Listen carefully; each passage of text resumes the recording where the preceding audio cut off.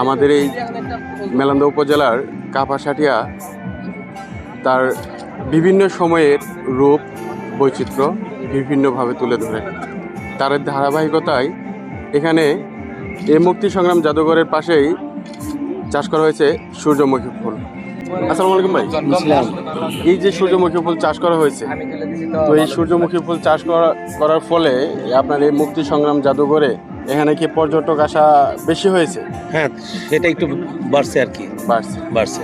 এই যে ফুলকে কেন্দ্র করে দেখা যাচ্ছে যে আপনার ফুলের ভিতরে ঢুকে ছবি তোলা হইতাছে, তো এই বিষয়গুলো আপনারা কেমন দেখতেছেন? না, এটা আমাদের জন্য কষ্টদায়ক যে এখানে আসবে ছবি। আসলে আমাদের ষড়ঋতু দেশ, তাই না? এক এক ঋতুতে এক এক বৈচিত্র্যতা। আমাদের শীত গেল, এখন বসন্তকাল আছে। হ্যাঁ, বসন্তকালে পয়লা ফাগুন। তো এখন তো মানে বৈচিত্র্যের বিভিন্ন রং আমরা উপভোগ করতে পারি, তাই না? তো মানুষ আসবে, সেটা উপভোগ করবে, তো নষ্ট করলে তো আমাদের জন্য কষ্ট। হ্যাঁ, এখানে দেখা যাচ্ছে যে অনেক ফুল নষ্ট করে ফেলতেছে। এটা তো আমাদের কষ্ট, এটা কষ্টসাধ্য বিষয়। আর এখানে মুক্তি সংগ্রাম জাদুঘর, যেমন আমরা ইতিহাস নিয়ে কাজ করি, ইতিহাস শিখাই। আমাদের যে মুক্তি সংগ্রাম, আমাদের যে বাঙালির সূর্যবর্যের ইতিহাস, সেটা আমরা শিখাই। তো মানুষ এসে আবার তাদের জন্য একটু ভালো লাগার ব্যাপারটা থাকে যে এই যে সূর্যমুখী শুধু আমাদের সৌন্দর্যের ব্যাপার সেটাও না, এটা কিন্তু একটি অর্থকরী ফসল। এটা কিন্তু অনেকেই চাষ করতে পারে। এটা চাষিদের আসলে উদ্বুদ্ধ করা দরকার, কারণ এটা তো অর্থনৈতিক ব্যাপার একটা আছে, মানে অর্থকরী ফসল হিসেবে বর্তমানে এটা।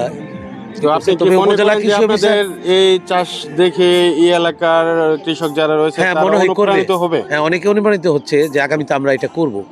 যেমনি মানুষে আসা, এটা ভালো লাগে কিন্তু যে মানুষ আসবে এটা ফুলকে দেখার জন্য। তো যখন যে ফুলটা নষ্ট করে তখনই আমাদের কষ্টটা হয় আর কি।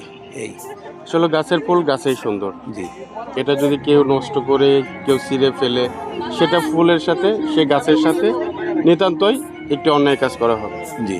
এখানকার যারা পরিচালক আছে তারা প্রতিনিয়ত প্রত্যেকটি ঋতুতে তুলে ধরতে চেষ্টা করে বিভিন্ন ধরনের ঋতু বৈচিত্র্যময় জিনিসগুলি।